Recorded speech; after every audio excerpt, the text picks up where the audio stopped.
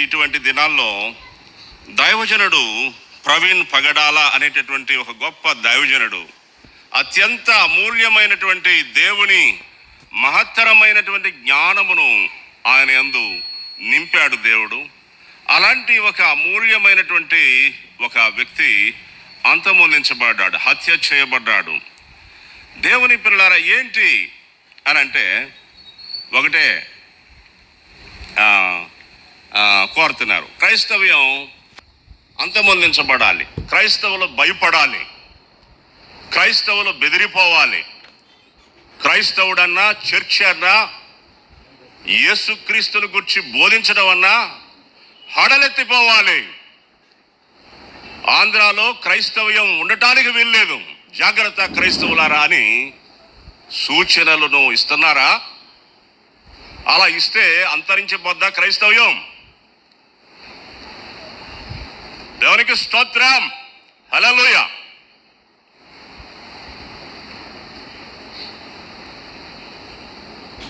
ఎందుకు అంతరించిపోదు క్రైస్తవ్యం అంటే,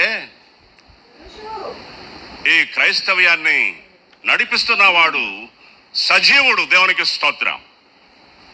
ఈ బండ మీద నా సంఘాన్ని నేను కడతాను, పాతాళలోక ద్వారములు దాని ఎదుట నిలవనేరవు అని అన్నాడు ప్రభు. దేవునికి స్తోత్రం. ఈ సంఘాన్ని, క్రైస్తవ విశ్వాసాన్ని, క్రైస్తవ జనాంగాన్ని, ఇదిగో ఈ క్రైస్తవ మార్గాన్ని కొనసాగిస్తున్నవాడు నరుడు కాడు. దేవునికి స్తోత్రం. మహోన్నతుడైన దేవుడు.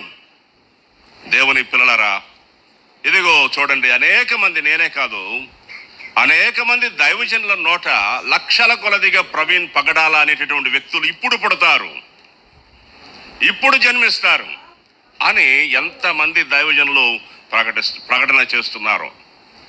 ఇదిగోండి, మరి తమిళనాడు రాష్ట్రంలో ప్రభు యొక్క మొదటి శిష్యుడు తోమా గారు చంపబడ్డాడు.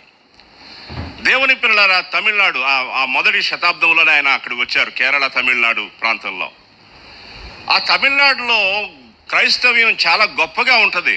కారణం ఏంటంటే ఆ పరిశుద్ధుని రక్తం అక్కడ చిందించబడింది.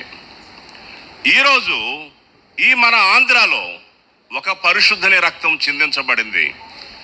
ఈ యొక్క రాష్ట్రం ఎంత బలమైన క్రైస్తవ రాష్ట్రంగా మారుతుందో ఏం సందేహం మనం పడాల్సినటువంటి అవసరం లేదు. దేవునికి స్తోత్రం, హల్లెలూయా. అందరూ చెప్పరే హల్లెలూయా.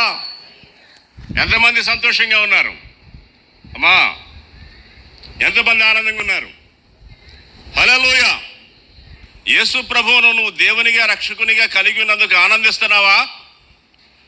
ప్రవీణ్ పగడాల వారిని చంపినటువంటి వారు వచ్చి నిన్ను కూడా చంపుతావంటే నువ్వు సిద్ధమేనా? ఎంతమంది సిద్ధం? దేవునికి స్తోత్రం, హల్లెలూయా. ప్రభువు కొరకు మరణాన్ని కూడా లెక్క చేయని ఒక జనాంగం క్రైస్తవ జనాంగం.